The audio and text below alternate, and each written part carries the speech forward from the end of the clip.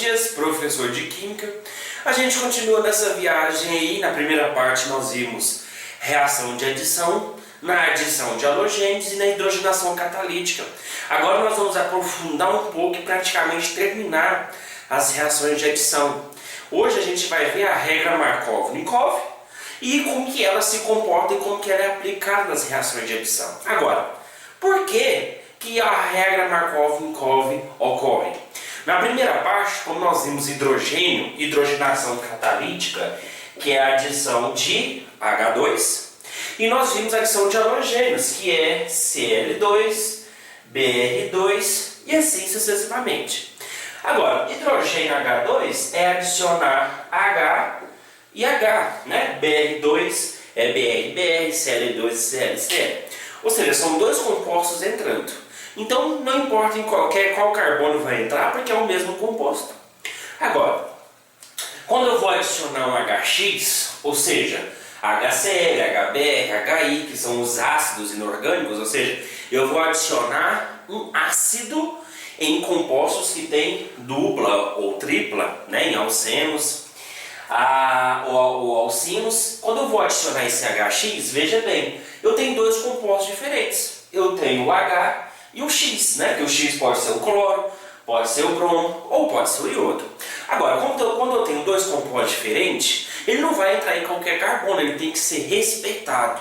Por isso que nós vamos falar agora da regra Markov-Nikov, que você tem que saber, que vai cair na sua prova, vai cair no seu vestibular e vai cair no Enem, porque isso é importante. Pessoal, a regra Markov-Nikov é aquela regra que diz que o hidrogênio, qual hidrogênio, pessoal? O hidrogênio do HX. Então é esse hidrogênio aqui, ó.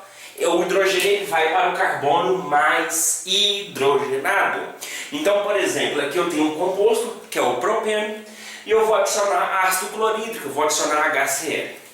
Olha, como eu tenho dois compostos diferentes, eu vou colocar aqui, ó, o H de vermelho e vou colocar aqui o Cl de verde.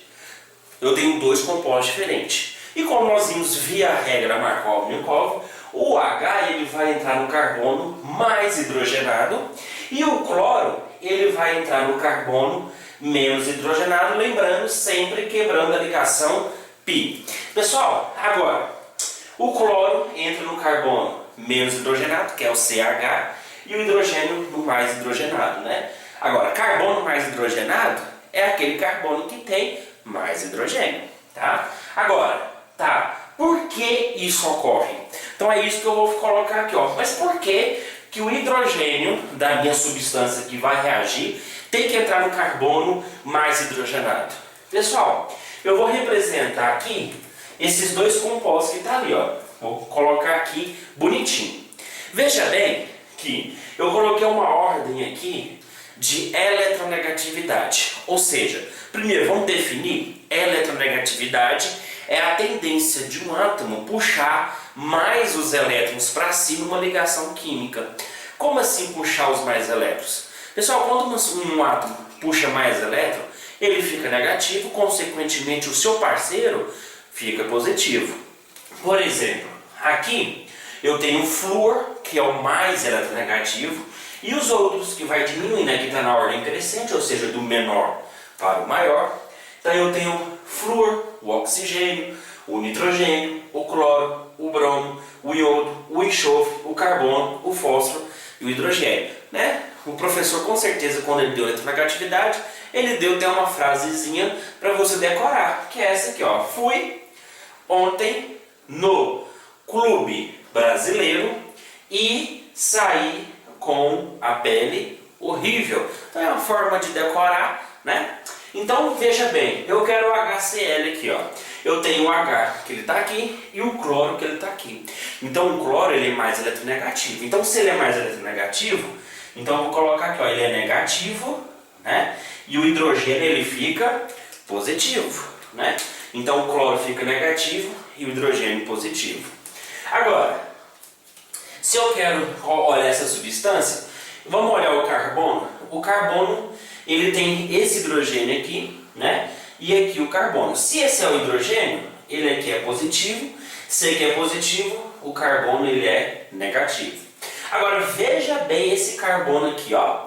Esse carbono, ele tem dois hidrogênios, positivo e positivo. Por que é positivo, pessoal? Porque ele é o menos eletronegativo. E o carbono, ele não é negativo só, ele é negativo menos 2. Porque como ele tem duas cargas positivas, ele tem que ter duas cargas negativas para zerar. É assim que funciona. Como aqui é um positivo, então eu coloco um negativo, zerou. Agora, veja bem, o hidrogênio que vai entrar aqui, ó, no carbono, ele é positivo. Ele vai escolher um núcleo negativo. O princípio da reação química, pessoal, é esse. Um positivo, ele interage com um negativo, né? Isso é uma atração eletrostática, né? Que ocorre normalmente em reações químicas. Então, veja bem, o hidrogênio, ele tem um menos e o menos 2. É lógico que ele vai escolher o menos 2 porque ele é mais negativo. Então, por isso que o Markov-Nikov, quando ele descobriu esse tipo de atração em reações de adição, ele teve nessa regra. O hidrogênio vai para o carbono mais hidrogenado, certo? Porque quanto mais hidrogênio, mais negativo fica o carbono. Então, por isso que o hidrogênio é entre ele. Então, o que é a regra de Markov-Nikov? Primeiro, o hidrogênio vai para o carbono mais hidrogenado. Agora, por que ele vai para o mais hidrogenado? Porque são os carbonos mais negativos que, por atração, o hidrogênio entra. Então, beleza. Então, como o hidrogênio ele vai entrar no carbono mais hidrogenado, o cloro, consequentemente, entra no menos hidrogenado. Então, eu vou repetir aqui a minha molécula, só que agora a minha molécula só com uma simples ligação, porque quebrou a ligação pi. O hidrogênio vem para cá, de CH2 virou CH3, e o cloro entrou aqui, então, eu tenho esse composto. Pessoal, toda vez que eu adiciono um ácido, eu vou transformar um alceno ou um alcino em aletos, tá? Em aletos, ou seja, eu transformei um propeno em cloropropano, tá? Pessoal, no segundo também é o mesmo princípio, né? Ou seja, o hidrogênio vai para o carbono mais hidrogenado, então tá aqui, ó, ele vem para o mais hidrogenado, consequentemente o bromo vai para o carbono menos hidrogenado. Então eu tenho aqui um buteno, né? Então vamos reagir aqui, ó, CH3, CH2, CH, já com a dupla quebrada, né? Como o H foi para o carbono mais hidrogenado, de CH2 vira CH3, tá? E o bromo, ele veio para cá, então vou colocar aqui, ó. Então, de novo, um alceno transformando um aleto, que no caso aqui é o bromo, botano. Pessoal, então nós aprendemos aí regra de Markov-Nikov. Nós vamos dar continuidade em hidratação, que é um pouquinho mais chato, mas não é difícil. Vamos lá?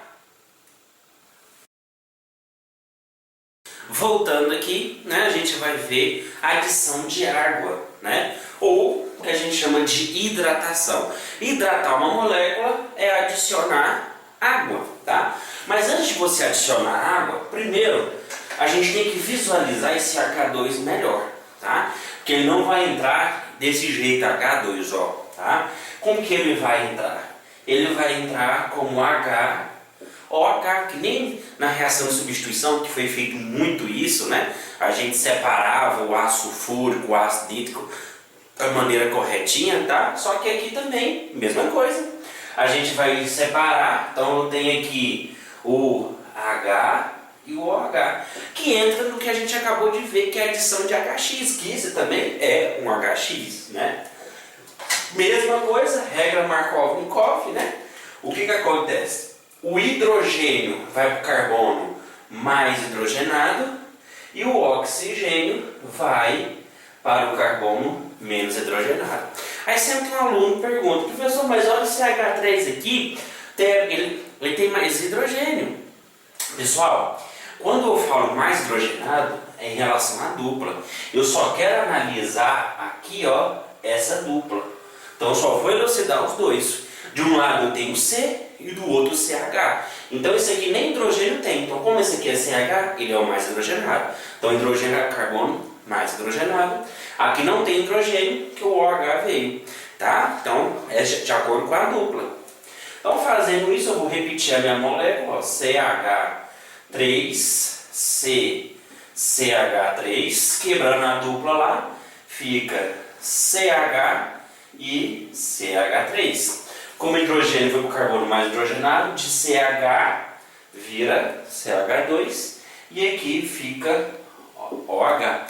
Olha para você ver que interessante. Um alceno virou um álcool. Olha aqui, ó. Virou um álcool.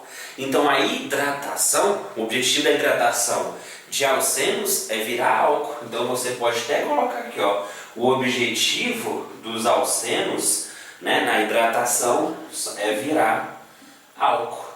Sempre vai virar álcool, pessoal? Não, nem sempre vai virar álcool. De alcenos, sim, mas quando eu trato de alcinos, não vira álcool. Então eu tenho que prestar muita atenção. Olha aqui, então vamos separar aqui HOH, tá? Separando bonitinho, o que acontece? O hidrogênio vai para o carbono mais hidrogenado e o OH vai para o carbono menos hidrogenado, que está a tripla e quebrando uma ligação. Então eu vou colocar aqui, ó, CH3, C dupla CH. Aí o hidrogênio vai para o carbono mais hidrogenado e o OH. Veja bem que não formou um álcool, formou um enol. Pessoal, vamos relembrar? Álcool é quando o OH ligado ao carbono que tem só simples ligações, tá? No carbono saturado. E o para ser o enol, ele tem que ligar no OH e o carbono que tem duplo, ou seja, insaturado. Então isso aqui não é um álcool, é um enol. Por ser enol, olha para cá, vai diferenciar o negócio. Por que vai diferenciar? Lá na parte de isomeria, nós temos três tipos de isomeria. Isomeria plana, isomeria geométrica cis e trans e isomeria óptica.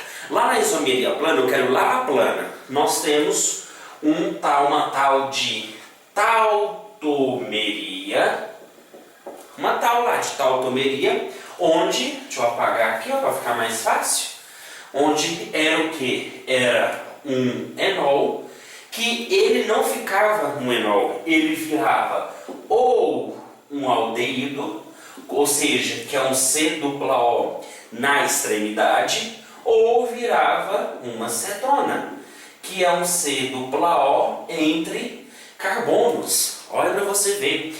O enol, pessoal, ele não existe, tá? Ele sempre vai reagir em aldeído ou cetona, vai depender da minha situação. Nesse aqui eu vou fazer os dois exemplos, tá, pessoal? Eu vou fazer tanto para o formando aldeído e cetona para você não ter dúvida. Então, professor, por que o enol não existe? Pelo simples fato de ele ser instável, ele é muito instável, ele não forma enol. Quando ele formou enol, automaticamente ele vira aldeído ou ele vira cetona. Como?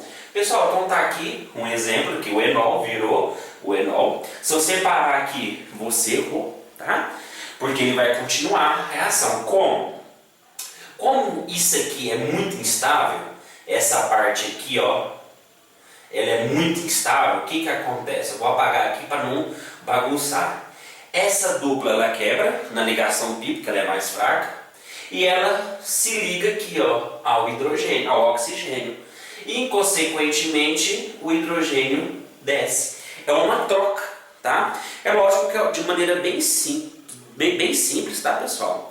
Uma maneira bem simplificada, que eu estou explicando, que eu não estou preocupado em explicar a reatividade, eu não estou preocupado em aprofundar, eu só quero mostrar para vocês onde vai chegar a hidratação de alcinos. Mas essa parte básica de entendimento, ela é válida. Quando a dupla quebra, ela sobe e o hidrogênio desce. Então a dupla quebra, então uma ligação sobe e o hidrogênio desce. Então como? Então eu vou colocar aqui, ó. Olha essa setinha aqui que eu estou colocando, significa que é uma reação reversível. Tá? Por que reversível, pessoal? Porque o enol vira aldeído, aldeído vira enol vira aldeído, aldeído vira enol. Exatamente por causa da estabilidade. Vai e volta, vai e volta. Ou com acetona, né? Então, Então vem aqui, ó, CH3. O que acontece? Quando ele vem para cá, antes era simples com O, não é? Agora vai virar dupla O, porque a ligação subiu, certo? E o que acontece? Veio o CH2. E o que acontece com o hidrogênio? Ele desceu. Então o CH2, deixa eu colocar aqui mais para cá. Então o CH2 virou CH3. Olha para você ver. Então formando o que? Formando uma cetona. Pessoal, então a hidratação de alcinos, ela passa por um processo de... Então ligando aqui, ó, eu vou chamar de tautomeria, tá? Tautomeria. Porque o enol virou uma cetona. E quando ele virar aldeído? Vou fazer um exemplo já já. Então a hidratação de alcinos, pessoal, chega no enol, que por tautomeria ele virou uma cetona. Quando? Quando a dupla quebra e sobe, o hidrogênio desce. Mas veja bem para onde ele desceu, hein, pessoal? Ele desceu no carbono vizinho, porque aqui não tem como descer, porque aqui o carbono já tem 4 ligações, então não tem como ele descer. Vamos fazer um exemplo para dar aldeído? Vamos? Vamos fazer uma mágica e apagar isso aqui? Vamos lá, fazendo a mágica. Opa, ó, a mágica aconteceu. Vamos lá, pensar um pouquinho. Então, H2O, primeira coisa, não existe, né? Nós vamos colocar HOH para poder melhorar. Precisa fazer isso aqui? Lógico que não. Isso é só para facilitar a sua visualização. Mas se você fez umas 2, 3 reações, não vai precisar, que fica mais fácil. Então vamos lá. O hidrogênio vai para o carbono mais hidrogenado, mas percebe que os dois são a mesma quantidade de hidrogênio. Então tanto faz, ou no carbono da esquerda ou da direita. Então o hidrogênio vem aqui, né? Pá, e o oxigênio com o hidrogênio, né, que é a hidroxila, vem aqui quebrando a ligação. Então vem aqui CH com o OH, né, que veio. A tripla virou dupla e o CH virou CH2. Ou seja, virando o que, pessoal? Virando um enol. Então lembra lá que o enol ele não existe, né? Que nem no exemplo anterior. O enol não existe, ele vai sofrer uma tautomeria. E como que é a tautomeria, pessoal? A dupla quebra e ela sobe e o hidrogênio desce, né? Então virando o que? Virando CH, olha aqui, dupla O, né, porque subiu, e CH2 com o hidrogênio que desceu, CH3. Que composto é esse aqui? É um aldeído, né? E esse processo aqui é um processo de quê, pessoal? De tautomeria. Então até que eu vou colocar as duas setinhas aqui, que significa que é uma reação que vai e volta. Pessoal, a hidratação de alcinos é dessa maneira, tá? Ele pode formar ou cetona, ou ele pode formar um aldeído. Cetona, pessoal, quando eu tenho o carbono menos hidrogenado, tá? Entre carbonos, e o aldeído quando está na extremidade. Tá certo, pessoal? Então isso é uma hidratação de alcino. Então a hidratação de alceno sempre forma álcool. Agora de alcino ou forma cetona ou forma aldeído, sempre passando pelo enol. Sempre passando pelo enol, tá? Então você tem que saber esse processo de tautomeria, que é um tipo de isomeria. Pessoal, espero ter ajudado vocês. Agora nós vamos para a parte 3, né, desse vídeo, que a gente vai ver as reações nos benzenos, que não é fácil, mas também não é difícil, tem que ter uma consciência aí.